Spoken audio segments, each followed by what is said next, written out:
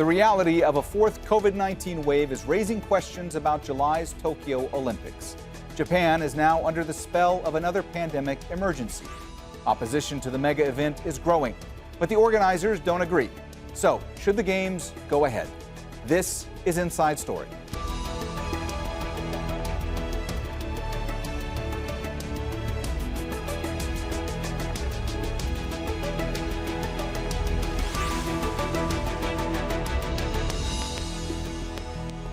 Hello and welcome to the program. I'm Mohammed Jamjoom.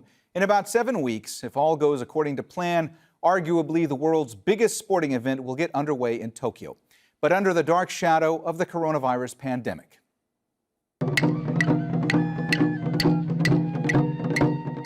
The torch is being relayed across Japan, but amid growing calls for the Games to be called off. The doctors' union says it is dangerous to hold the Olympics and the Paralympics. A sponsor, the Asahi Shimbun newspaper, says the decision to carry on with the Games is beyond reason. Opinion polls say a majority of the Japanese do not want the event, and there have been protests on the streets. But the organizers and government are confident they will be able to pull it off. I am aware that many have raised concerns and worries about the Olympics. I will take such voices seriously and cooperate with stakeholders. I am trying to hold a safe and secure Games. I will lift the state of emergency in due course and then apply antivirus measures to athletes and stakeholders. Protecting life and health of the nation is a top priority. All right, let's take a look at the situation in Japan. When the Games were postponed in March last year, there were less than 1,000 active COVID-19 cases in Japan. It now has more than 70,000 active coronavirus cases as it struggles to contain a fourth wave. Japan is one of the least vaccinated among developed countries. The inoculation process has been slow. Just over 2% of the population have had the jab. The U.S. has issued an advisory against traveling to Japan. Foreign fans are banned and a decision on domestic spectators is pending. But there's a lot riding on the Games. It's estimated Japan stands to lose more than $40 billion if they are canceled. The International Olympic Committee is pressing ahead because close to 70% of its revenue comes from TV rights and sponsorships. And the Olympics is being seen as a test for Prime Minister Yoshihide Suga's handling of the pandemic. A cancellation could lead to a leadership challenge in Japan.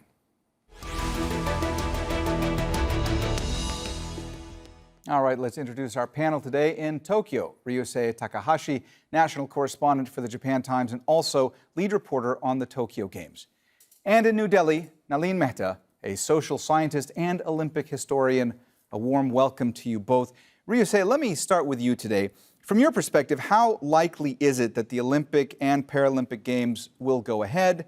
Or conversely, how likely is it that they will be canceled? I wish I had a satisfying answer to that question. There's a lot of power and money at play, but there's a lot at stake. There's a lot at stake as well. The expansion of the state of emergency in Japan, as you know, is really heightening anxiety over in Japan. Nalin, a few months back, fans from abroad were ruled out from attending the Games due to the risk that it posed.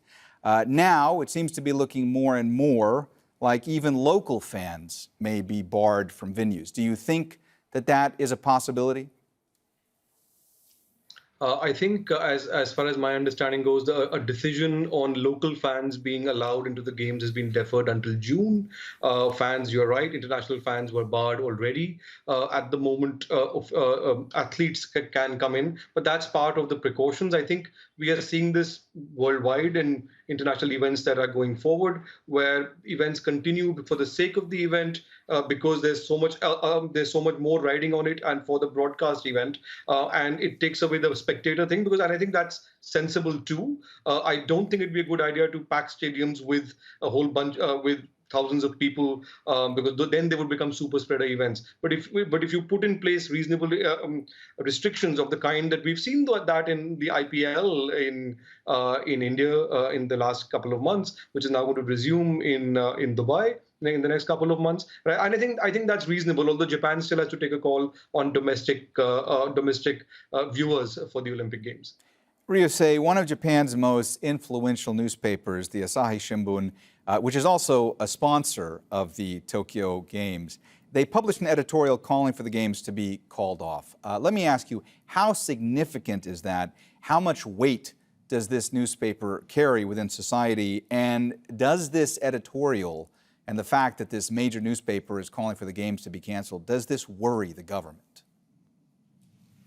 Well, public opposition to the Tokyo Games has been at an all-time high for several weeks now, as you know. But yeah, the Asahi editorial, I woke up that morning and read the headline, and I was pretty surprised. I think we've seen public polls and surveys that show anywhere between 60 to 80% of the Japanese public believes it's not safe to hold the games.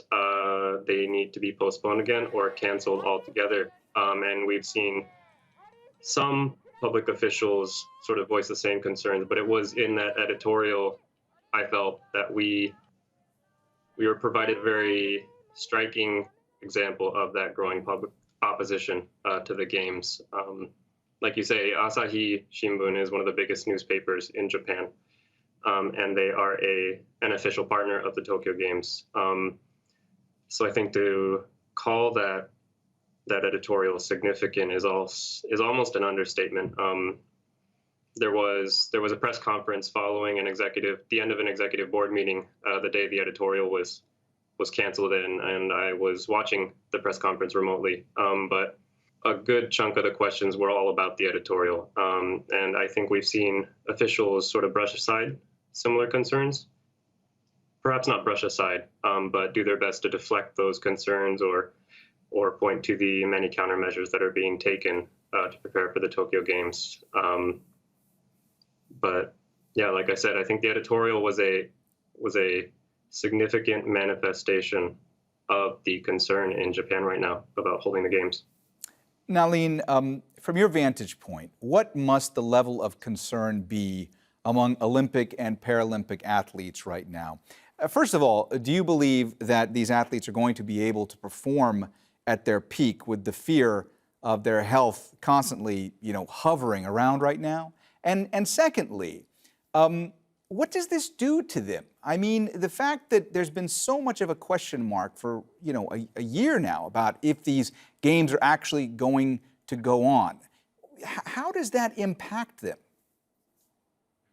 So, Mohammed, I have been speaking to a few athletes from India who have qualified to go for the Tokyo Games. In fact, some of the shooters have already left Indian shores for training in Croatia, and they will be eventually from Croatia directly. They'll go to Tokyo if the games continue as planned right now.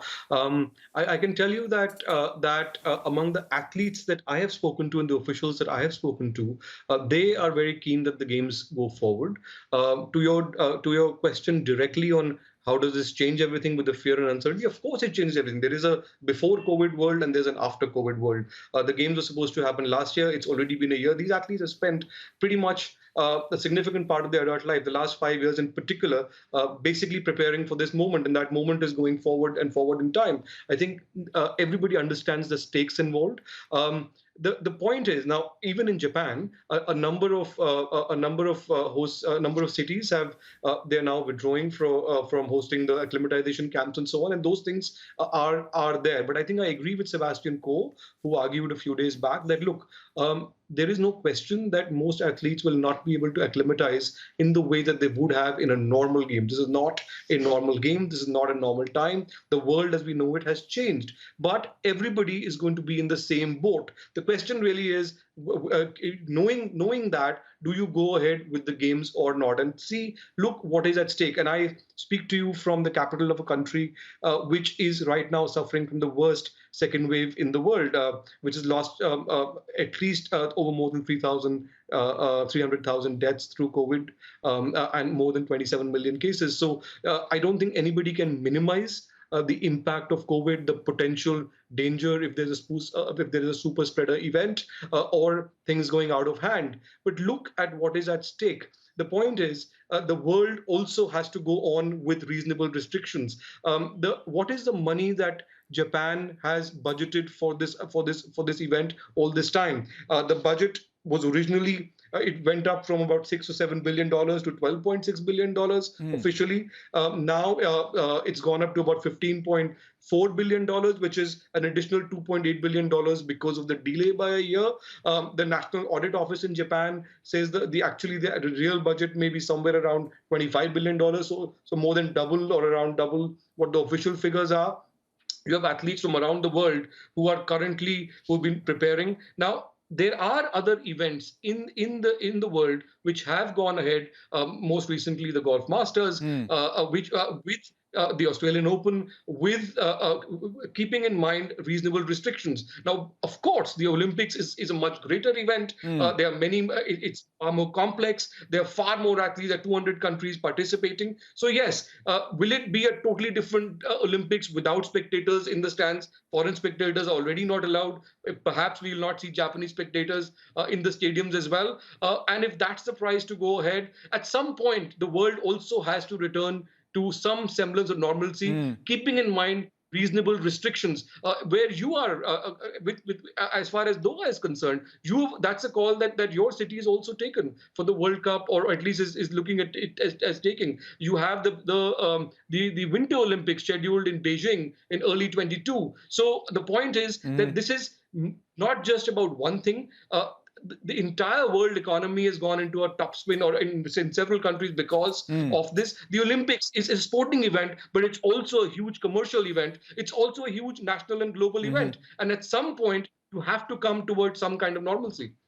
Ryusei, you heard Nalin there speak for a moment about the dangers of potentially creating some kind of super spreader event. Now, on Thursday, the head of a doctors' union in Japan warned that holding the Olympics could lead to the spread of variants of the coronavirus. He said the Games could create an Olympic strain of the coronavirus.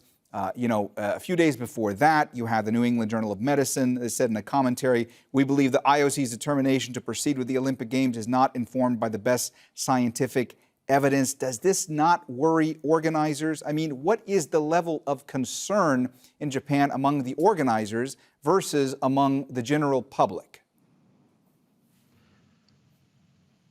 Well, the only thing I can do, or the only thing we can do, is compare the public comments made by organizers and the public surveys conducted by media companies and private think tanks and other such organizations. But I guess that's sort of the curtain a lot of journalists are trying to peek behind right now, about what organizers are, I guess, at what level organizers truly gauged the risks in terms of the virus, if we are to go forward with hosting the Games. Like you said, the chairman of the Japan Doctors Union said there's a possibility that new variants of COVID-19 could emerge when tens of thousands of people from more than 200 countries come to Japan 2 months from now, leading up to the opening ceremony in July. I think that's just one of the many concerns. We already have highly contagious, deadlier, difficult to detect variants in Japan right now. The N501Y variant that emerged in the UK late last year, the variant currently coursing through India right now, causing thousands, tens of thousands of lives and casualties. We already have these dangerous variants that are sort of getting ahead of public officials in Japan. Most of the screening for said variants is retroactive, so we can only find out how many PCR tests that already tested positive were carrying those variants. And to think of the possibility that an even more contagious, deadlier variant could result or emerge during the Tokyo Games and then be spread back to the rest of the world. It's difficult to say how likely that is, but it's a scary thought. Nalin, if the Olympic and Paralympic Games were to be canceled, and I know that's a very big if at this stage, who would ultimately bear responsibility for making that decision? Would it be the Japanese government or would it be the IOC? Who has the ultimate power in that potential decision? So the host city contract, my understanding is that it's very clear that it's the IOC that can cancel. The host city cannot cancel. That's what the host city contract essentially says. So if there is a dispute and there's arbitration and somebody goes to court about it, then that's what it says. But having said that, Japan is a sovereign state.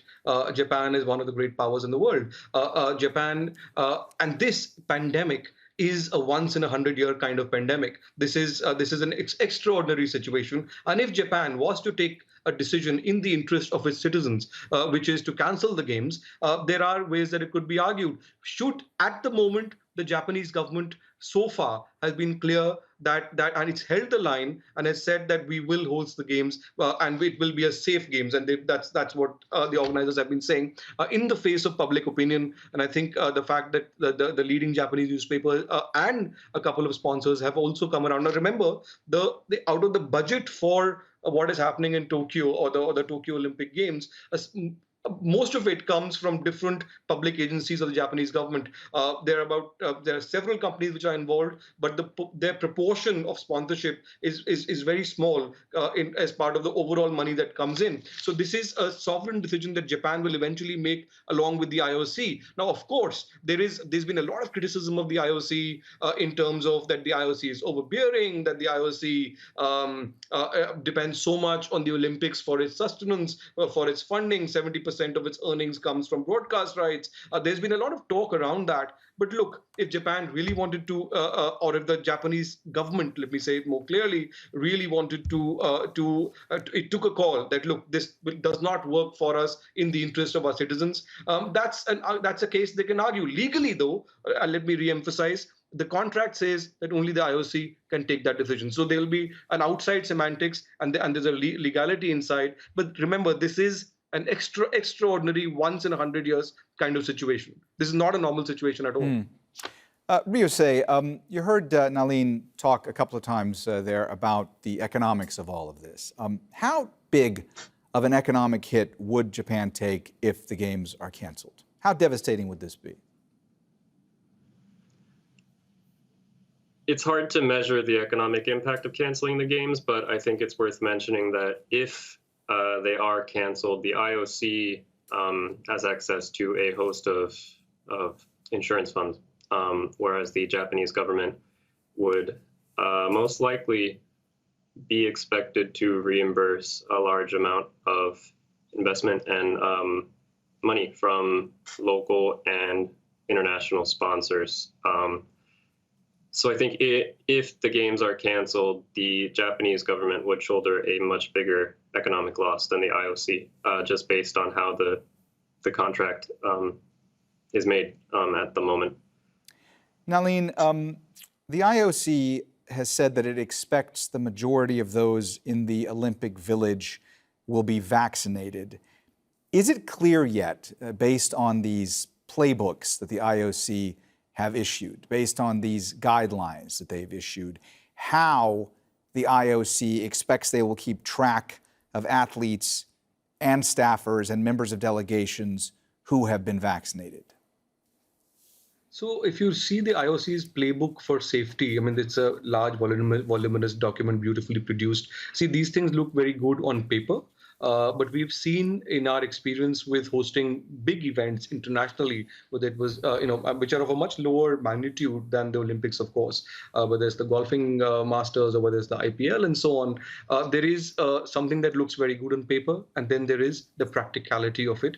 The devil lies in the detail. It really depends on how things are organized on the ground. So you could have this bubble. I mean, this whole thing is predicated on creating a bubble around the athletes, right? So most people are vaccinated. I think the Japanese organizers have said that they expect around 70 to 80% of the people who are involved in this to be vaccinated in advance. Several countries whose contingents are coming in, they've said that they would probably be 100% vaccinated by the time they take off for Japan. But the point is that on the ground, that when you have large congregations, the athletes' village by definition is a place where athletes congregate. So to make sure that you have enough distancing and so on, the rules look good on paper. It is how they are implemented practically is what will determine. In the past, we've had both examples of both sides. Certain tournaments that have gone on very well, where the bubble didn't burst, but in certain tournaments, the bubble did burst. Where I am sitting in Delhi, the IPL continued for about a month in the bubble. Then a few players got it, and then it stopped, and now it's resuming again sometime in July or August. So a lot of this, because this tournament will go on for a very, very long time. It's scheduled to start on the 23rd of July, the Olympics, and then the Paralympics towards the end of August. That's a very long time. It only takes one person to get infected for the whole dominoes to start falling. So there's a lot of a lot will depend on the ground how it's impacted, on how it's implemented. I would say that. See, Japan has vaccinated roughly around 4.5% of its population.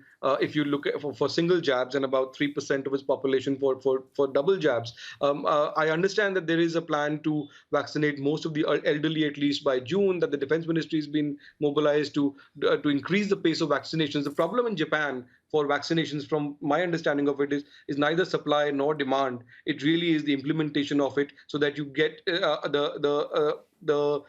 the boots on the ground to get the vaccinations done.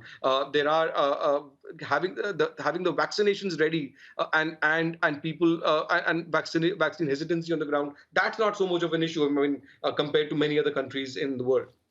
Ryosei, it looked to me like you were nodding along to some of what Nalin was saying there. Did you want to jump in? No, I agree with everything he just said. A lot of the countermeasures laid out in the second version of the playbook look good on paper. But as you brought up, there's an issue or questions regarding how people are going to be tracked during their stay in Japan, whether it be athletes, coaches, staff, political guests, things like that. And there is discussion about using the Japanese Health Ministry's application, tracing application, which was introduced in the Japanese public sometime in the second half of last year. And the rollout of that app was dysfunctional, to put it lightly. After a few months, only a couple dozen people had actually downloaded the app, and there were big questions about whether it was accurately detecting contact infections or tracing the locations of the users. And like what was just brought up about athletes being roughly 80% vaccinated, I think the elephant in the room is we don't know how many of the rest of the Olympic delegations, Paralympic delegations are going to be vaccinated. I mean, outside of the 15,000 athletes, there's still tens of thousands of other people, and that's not counting the 80,000 volunteers, most of whom will not be vaccinated by the opening ceremony. So while, like Nalim said, it does sound good on paper, but there are questions about how many people in Japan are going to be vaccinated and what risk that poses to the local population. Nalin, I just want to ask you once again about the impact this is having on athletes, because, the Olympics isn't just about athletics. It's also, there's an exchange. There's a cultural exchange that goes on. It's not yet clear when the athletes will be able to arrive in Japan, correct? And when they do, based on the guidelines we've seen, they will be in these bubbles in the Olympic Village. They won't be able to go and interact with the members of the community in towns they might have otherwise been staying in. What does that do? And what does it do, the fact that, the athletes are well aware that most of the Japanese public don't want them there, don't want these games to be going on? I think that's a very good question. I think athletes, the Olympics, the idea of the Olympics has always been about solidarity. It's always been about the cultural part of it as much as it has been about the competition. Now, a lot of that basically is not going to happen in these games. It just can't happen. One of the great things about the Olympics is that you could be somebody who's just not known anywhere, from a very small country, not known, and you could be standing in line right next to Rafael Nadal in the Olympics Village. I mean, that's one of the great magic, the great charms of an Olympics Village. Clearly, that's not going to happen this time. What's going to happen this time is, if everything goes through, is a very functional competition, which is about the competition to get this done. The choice really is that ideal? Of course, it's not ideal, but it's sensible to do it that way. It's not sensible to not do it that way, and it's not safe, certainly. Right. You really have a choice between canceling the event altogether, and that has many ramifications outside of that, or doing it in this manner. Right. And if you do it in this manner, basically this entire generation of athletes, Olympic athletes, misses out on the magic of the Olympics. But if you ask them, would you trade the chance of having participated in an Olympics of this kind or not going to the Olympics ever? I think many of them would say, well, we would still go to the Olympics. All right, well, we have run out of time, so we're going to have to leave the conversation there. Thank you so much to our guests, Ryosei Takahashi and Nalin Mehta. And thank you, too, for watching. You can see the program again anytime by visiting our website, aljazeera.com. And for further discussion, go to our Facebook page. That's facebook.com/AJ Inside Story. You can also join the conversation on Twitter. Our handle is @AJ Inside Story. For me, Mohammed Jamjoom, and the whole team here, bye for now.